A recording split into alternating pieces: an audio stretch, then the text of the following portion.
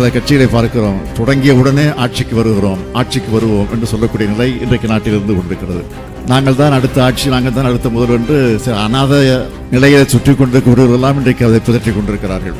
நான் யார், எப்படிப்பட்டவர், எந்த கட்சி தலைவர் என்றெல்லாம் சொல்ல விரும்பல. காரணம், அவர்களுக்கெல்லாம் நான் அடையாளம் காட்டுவதற்கு நான் தயாராக இல்லை. அதுதான் உண்மை.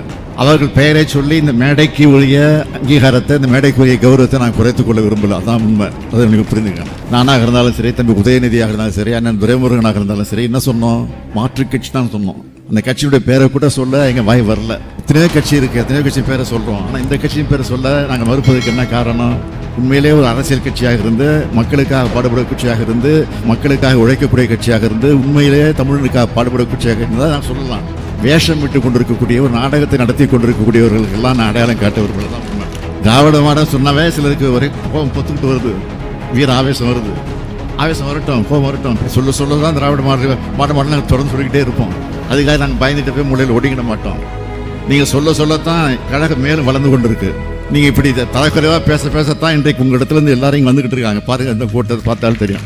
நான் பிரதமரிடத்திலும் அமித்ஷாவிடத்திலும் இங்கிருந்து ஒரு வேண்டுகோள் வைக்கிறேன். தயவுசெய்து நீங்கள் அவரை மாற்றாதீங்க, அவரே இருக்கட்டும்.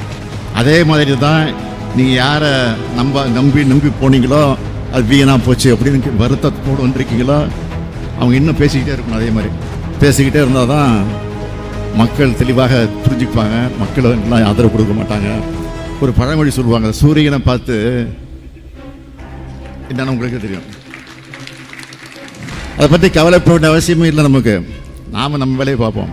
200 இல்லை 234 தொகுதியில் நாம் தான் வெற்றி பெறுவோம் என்ற ஒரு சூழ்நிலை அமையும்.